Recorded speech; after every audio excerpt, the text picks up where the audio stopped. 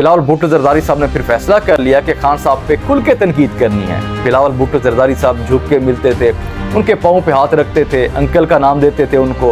अब ऐसा बयानिया बनेगा, अब खुल के खेलना है। कन्फर्म नहीं कहता, चले चांसेस पे बात कर लेते हैं। तो अभी तो ये गेम शुरू है, लेकिन सवाल ये पैदा होता है कि क्या ये जो मंशूर दिए हुए हैं, अस्सलाम वालेकुम, तो पाकिस्तान पीपल्स पार्टी और मुस्लिम लीग नून ने अपने अपने जो मंशूर हैं इलेक्शन के लिए, तो वो आवाम को उन्होंने बता दिए हैं। तो उनके जो मंशूर हैं, तो क्या वो पॉसिबल हैं, क्या उस तरीके से हो सकता है, ये आपको इस वीडियो के अंदर बताऊंगा। लेकिन उससे पहले बात कर लेते हैं बिलावल साहब की कुछ स्टेटमेंट्स हैं। तो बिलावल भुट्टो जरदारी साहब कहते हैं कि इमरान खान कहता था सबको जेल में डालूंगा, आज बेचारा खुद जेल में है। कहता था किसी को NRO नहीं दूंगा, आज वो सबसे बात करने को तैयार है, मगर इससे बात करने को कोई तैयार नहीं है। उसके अलावा बिलावल साहब कहते हैं कि PTI और PMLN ने इस मुआशरे पर तकसीम और नफरत मुसल्लत कर दी। इन पार्टियों ने सियासी इख्तलाफात को ज़ाती लड़ाई बना दिया, जिससे मुल्क का नुकसान हो रहा है। तो ये बिलावल भुट्टो जरदारी साहब की कुछ स्टेटमेंट्स हैं। तो कुछ दिन पहले बिलावल भुट्टो जरदारी साहब खान साहब के हक़ में बात कर रहे थे। उनकी कोशिश थी कि पाकिस्तान तहरीक इंसाफ के जो वोट हैं, मतलब जो वोटर हैं, सपोर्टर्स हैं, तो उनको सपोर्ट करें। पाकिस्तान तहरीक इंसाफ के वोट लेना चाहते थे।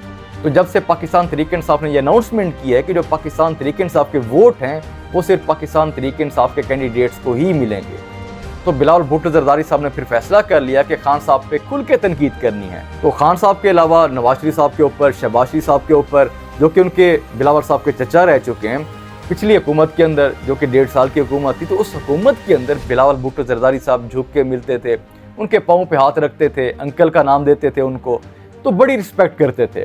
क्योंकि अब तो इलेक्शंस सर पे आ चुके हैं, अब तो कोई गुंजाइश नहीं है इतनी इज्जत देने की, इतनी रिस्पेक्ट करने की या पाँव पे हाथ रखने की, क्योंकि इलेक्शंस बहुत करीब आ चुके हैं। अब तो हफ्ता 10 दिन ही बाकी हैं।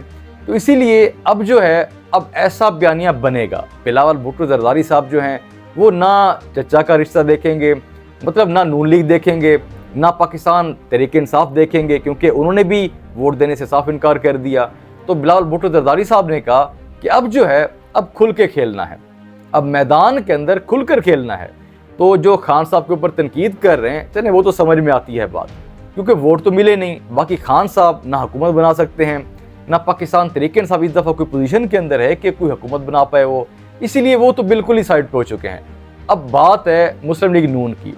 ये समझा जा रहा है कि मुस्लिम लीग नून जो है वो हुकूमत बना लेगी, बहुत ज़्यादा चांसेस हैं। मैं कन्फर्म नहीं कहता, चलें चांसेस पे बात कर लेते हैं। बहुत ज़्यादा चांसेस हैं कि नून लीग हुकूमत बना लेगी। तो बिलावल भुट्टो जरदारी साहब ये जो बातें कर रहे हैं, बड़ी बड़ी बातें कर रहे हैं, वो तो मनाजरे के चैलेंज भी कर रहे हैं नवाज शरीफ साहब को, तो शहबाज शरीफ साहब भी जवाब दे रहे हैं उनका। तो आपस में जो लड़ाई है वो काफ़ी बढ़ती जा रही है। तो ये सिर्फ हो सकता है कि दिखाने के लिए हो, क्योंकि अगर हुकूमत जिसकी भी बनी, पीपल्स पार्टी की या नून लीग की, वैसे तो चांसेस नून लीग के ही हैं, तो हुकूमत नून लीग की जब बनेगी तो बिलावल भुट्टो जरदारी साहब हो सकता है कि फिर उसी हुकूमत का हिस्सा हो। तो ये पॉसिबल है कि वो उसी हुकूमत का दोबारा से हिस्सा बन जाए। तो ये जो एक लड़ाई चल रही है, जो बयानात दिए जा रहे हैं एक दूसरे के अगेंस्ट, तो ये एक सियासत है, ये हिस्सा है। सियासत ऐसे ही करनी होती है इन लोगों ने, तो अवाम को इसी तरीके से पागल बनाना होता है। तो फिर कल को एक साथ बैठ के तो फिर पाँव पे हाथ भी रखना होता है, चचा का नाम भी देना होता है, तो बड़ी रिस्पेक्ट करनी पड़ती है फिर। तो अभी तो ये गेम शुरू है, तो देखते हैं कि 8 फरवरी के बाद क्या होगा। तो इन दोनों जमातों ने अपने अपने मंशूर भी बता दिए हैं। तो अगर इन दोनों के मंशूर को देखा जाए, तो ख़ास तौर पे जो नून लीग के मंशूर हैं, तो अगर उनको देखा जाए तो बंदा सोचता है कि अगर ये सारा कुछ हो जाए तो फिर तो पाकिस्तान जो है ये तो तरक्की याफ्ता मुल्क बन जाएगा। तो पाकिस्तान जो है ये तो हो सकता है कि कोई दुनिया का पहले नंबर पे मुल्क आ जाए। मतलब ऐसा मंशूर देती हैं ये जमातें। अब पाकिस्तान पीपल्स पार्टी, उनका भी इसी तरह का मंशूर है, लेकिन उनके 10 पॉइंट्स हैं, कोई ख़ास नहीं है उनके। लेकिन जो नून लीग ने मंशूर दिया है वो तो बहुत ही कमाल का है। लेकिन सवाल ये पैदा होता है कि क्या ये जो मंशूर दिए हुए हैं, क्या ये आगे इम्प्लीमेंट भी हो सकते हैं? क्या ये हकीकत के अंदर हमें ये चीज़ें नज़र आएंगी इलेक्शंस के बाद? तो लेकिन फ़िलहाल लगता नहीं है, क्योंकि इसी तरीके से हमने माजी के अंदर भी देखा, ख़ासतौर पे खान साहब की हुकूमत जब आई तब भी बड़े बड़े दावे किए गए थे 1 करोड़ नौकरियों के, तो पता नहीं कितने घर देने थे। लेकिन उस हुकूमत के आने के बाद बेरोज़गारी बढ़ गई, नौकरियां देनी थी, लेकिन जो बहुत से लोग थे उनकी नौकरियां चली गईं।